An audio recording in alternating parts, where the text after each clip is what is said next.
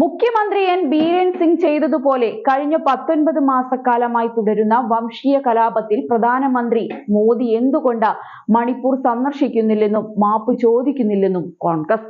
എന്തുകൊണ്ടാണ് പ്രധാനമന്ത്രിക്ക് മണിപ്പൂരിൽ പോയി ഇതേ കാര്യം പറയാനാകാത്തത്? രാജ്യവും ലോകവും ചുറ്റി സഞ്ചരിക്കുമ്പോഴും അദ്ദേഹം സംസ്ഥാനം സന്ദർശിക്കുന്നത് ബോധപൂർവം ഒഴിവാക്കി.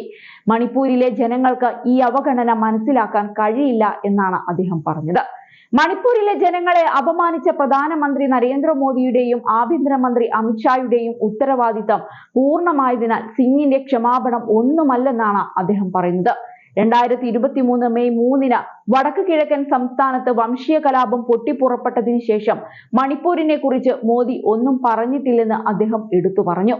രാജ്യത്തുടനീളം യാത്ര ചെയ്യുന്ന മോദി എന്തുകൊണ്ട് സംസ്ഥാനം സന്ദർശിക്കുന്നില്ലെന്നും അദ്ദേഹം ചോദിച്ചു.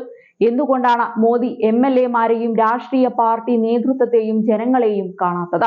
ക്രമസമാധാനവും ദുരിതാശ്വാസ ക്യാമ്പുകൾ സ്ഥാപിക്കലും സർക്കാരിന്റെ ഭരണഘടനാപരമായ ഉത്തരവാദിത്തമാണെന്നും അങ്ങനെ ചെയ്യുന്നത് ഉപകാരമായി പറയേണ്ടതില്ലെന്നും ജയറാം രമേശ് എടുത്തു പറയുന്നുണ്ട്.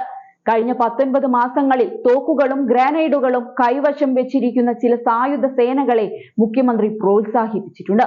ഇതുവരെ സംസ്ഥാനത്ത് നടക്കുന്ന സംഭവങ്ങളുടെ ഉത്തരവാദിത്വം ഏറ്റെടുക്കുന്നില്ലെന്നും അദ്ദേഹം കൂട്ടിച്ചേർത്തു. സംസ്ഥാനത്തെ വംശീയ ആക്രമണങ്ങളിൽ മണിപ്പൂരിലെ ജനങ്ങളോട് ഖേദം പ്രകടിപ്പിച്ച് മുഖ്യമന്ത്രി എൻ ബീരൻ സിംഗ് എത്തിയതിന് പിന്നാലെയായിരുന്നു ജയറാം രമേശ് പ്രതികരിച്ചത്.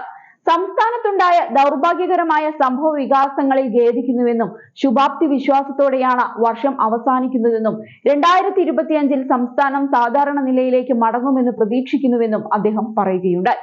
കഴിഞ്ഞ വർഷം മെയ് മുതൽ ആരംഭിച്ച മണിപ്പൂരിലെ സംഘർഷങ്ങളിൽ 180-ലധികം പേരാണ് കൊല്ലപ്പെട്ടത്.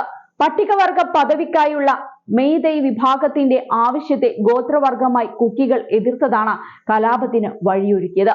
മണിപ്പൂരിലെ ജനസംഖ്യയുടെ 53% വരുന്ന മേദികൾ ഇംഫാൽ താഴ്വരയിലാണ് കൂടുതലും താമസിക്കുന്നത്. നാഗങ്ങളും കുക്കികളും ഉൾപ്പെടെയുള്ള ഗോത്രവർഗക്കാർ ജനസംഖ്യയുടെ 40% വരുന്നത്. പ്രധാനമായും മലനിരകളിലാണ് ഇവരുടെ താമസം.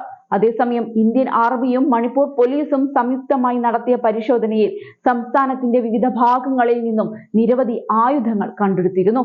രഹസ്യ വിവരത്തിന്റെ അടിസ്ഥാനത്തിലായിരുന്നു പോലീസും സൈന്യവും പരിശോധന നടത്തിയത്.